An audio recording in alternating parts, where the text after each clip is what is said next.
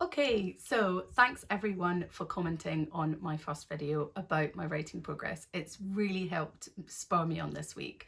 So this is week 2 of writing my middle grade novel, plus 2 years. You'll see from the previous video why it's week 2 plus 2 years. I'm going to split this video into 3 sections. Number 1, the writing tools that I've been using, especially this week, have really helped me progress my writing.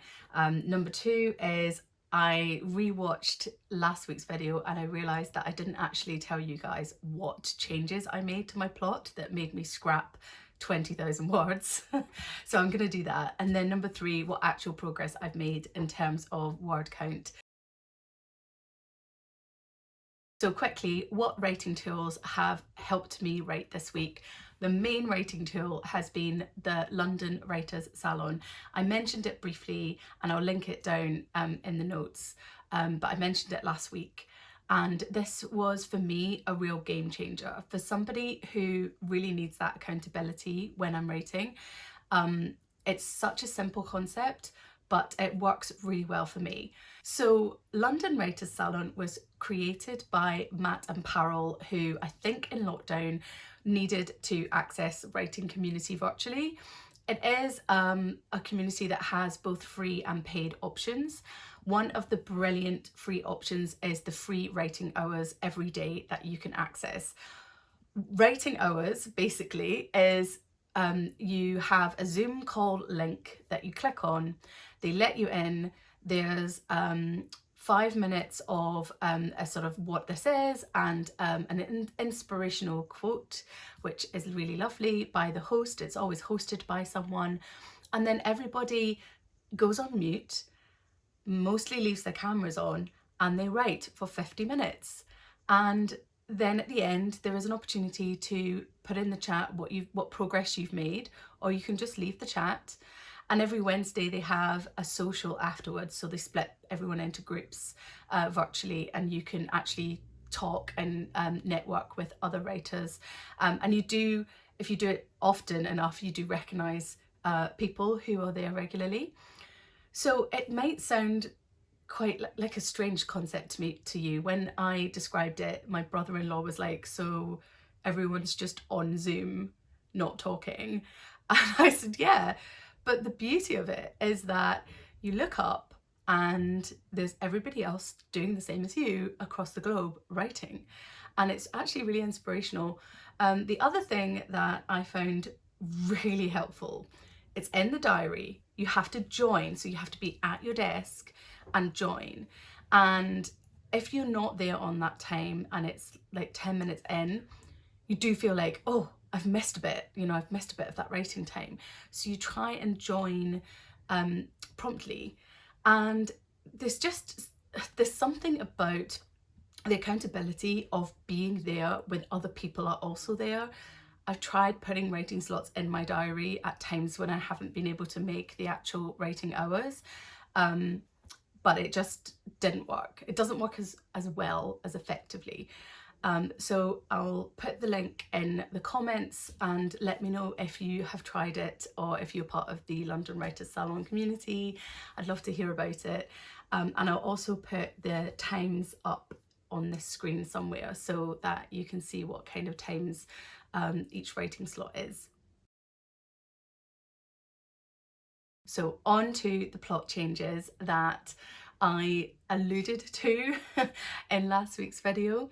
So why did I think I needed to change the plot? I was talking to a fellow writer this week about this, because I am that kind of writer that the characters kind of come to me and I just write what they're saying to me.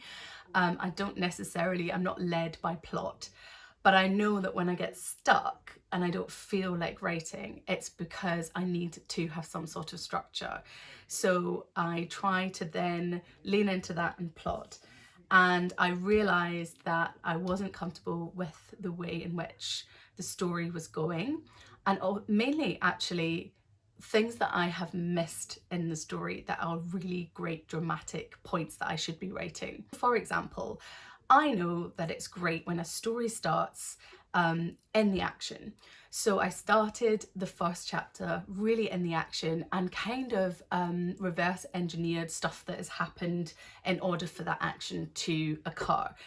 But my character was talking about an argument with her best friend that they had had.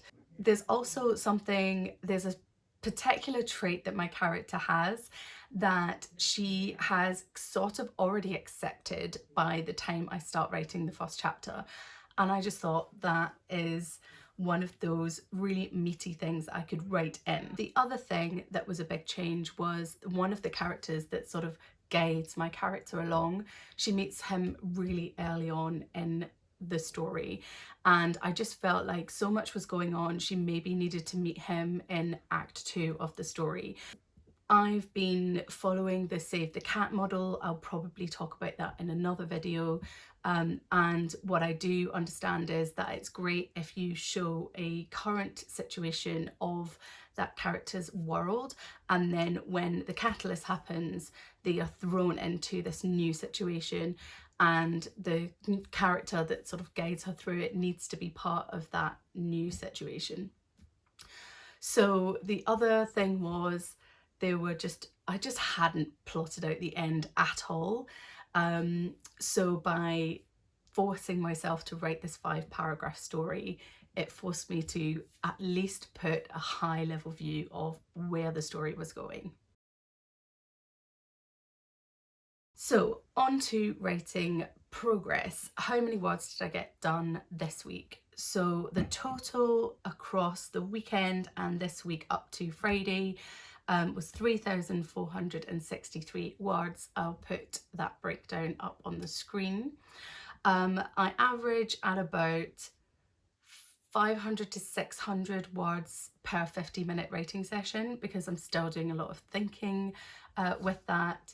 And I didn't get 50 minutes done every day. Some sessions were like 20 minutes because they were interrupted.